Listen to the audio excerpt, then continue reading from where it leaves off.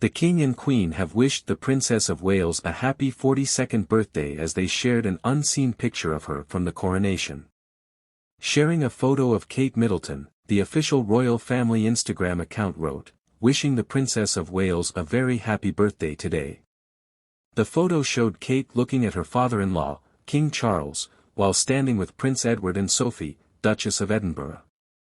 The future Queen will likely have a low-key celebration with her husband Prince William, 41, and children Prince George, 10, Princess Charlotte, 8, and Prince Louis, 5, at their home in Windsor.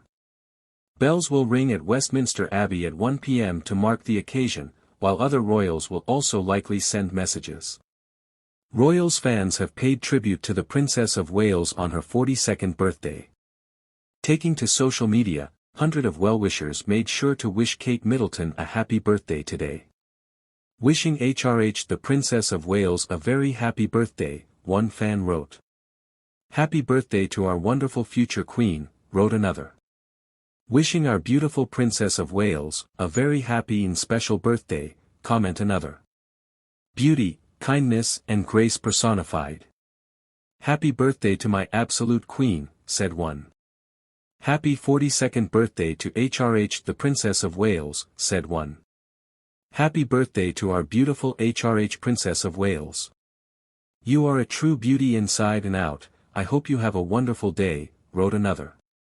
In her almost 13 years in the firm, Kate has truly cemented herself as a royal power player with passionate causes. But today she will have a simple celebration in Windsor. They'll be at Windsor as the children are just about to start back at school, so it will just be family, a source told the Daily Mail, almost apologetically. But to be honest, that's just the way she likes it. While William typically gets his wife jewelry for her birthday, the King may give his daughter a promotion to mark the milestone. While William has had to step up as the new Prince of Wales and Duke of Cornwall and take on a whole host of further responsibilities, the demands have also been noticeable for his wife. And things are going to start shifting up a gear. There is much chatter in royal circles that King Charles might even seal his daughter-in-law's new position in the near future by appointing her as a Royal Lady of the Order of the Garter, the oldest and most senior order of chivalry in Britain, established by Edward III almost 700 years ago, inspired by the tales of King Arthur and the gallantry of his Knights of the Round Table. The appointment, personally chosen by the monarch for service to the crown or national life, would cement her seniority and place her alongside Queen Camilla, the Princess Royal, Princess Alexandra, and the Royal Knights who include her husband Prince William, Prince Edward, Prince Andrew and the Dukes of Kent and Gloucester. Catherine normally watches the annual Garter Day procession, where the King and his knights and ladies walk from Windsor Castle to St. George's Chapel, in their grand velvet robes and ostrich-plumed caps, from the chapel's Galilee porch. But many senior figures believe that after more than 10 years of peerless royal service she deserves a place in their ranks in her own right. There is also talk that the princess, as well as her husband, might be given the power to issue her own royal warrants for the first time. Pressure is growing on the King to decide which members of the family he should permit to issue these sought-after marks of honor, a tradition which dates back to the Middle Ages and enables senior royals to allow companies who regularly provide them with goods or services to use their coat of arms. Holding a royal warrant, which can be displayed on their business premises, products, packaging, stationery, advertising and vehicles, offers huge commercial kudos both at home and abroad. And while it is likely that the King will first issue some new royal warrants of his own, and let Camilla also do so for the first time, the prospect of Princess of Wales warrants would be welcome in many quarters. Several existing holders I have spoken to believe the value to British businesses of having the Princess of Wales officially endorse them would be almost incalculable. It would be a huge boost to British industry, said one. Interest would go through the roof, particularly in areas such as fashion and lifestyle.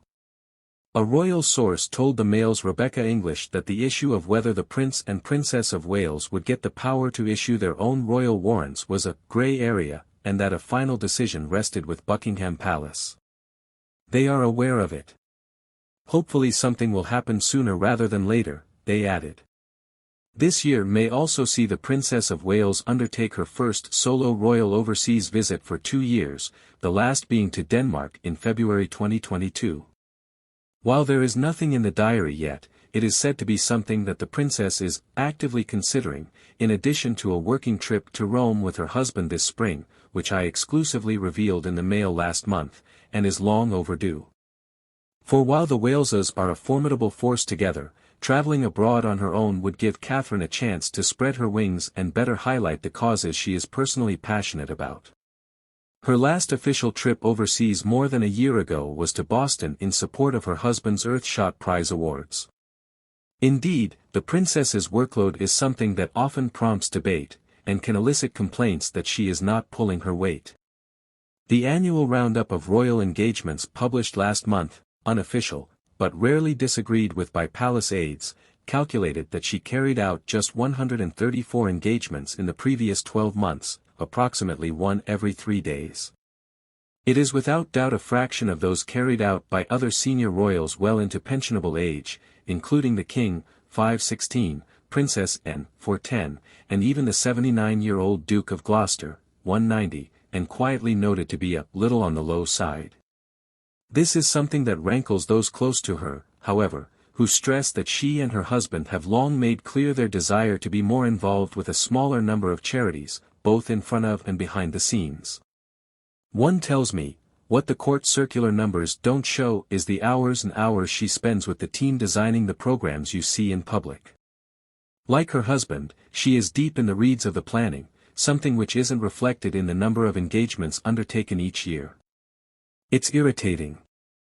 Others point out that even as Princess of Wales, Catherine's priority remains her children, Prince George, 10, Princess Charlotte, 8, and 5-year-old Prince Louis.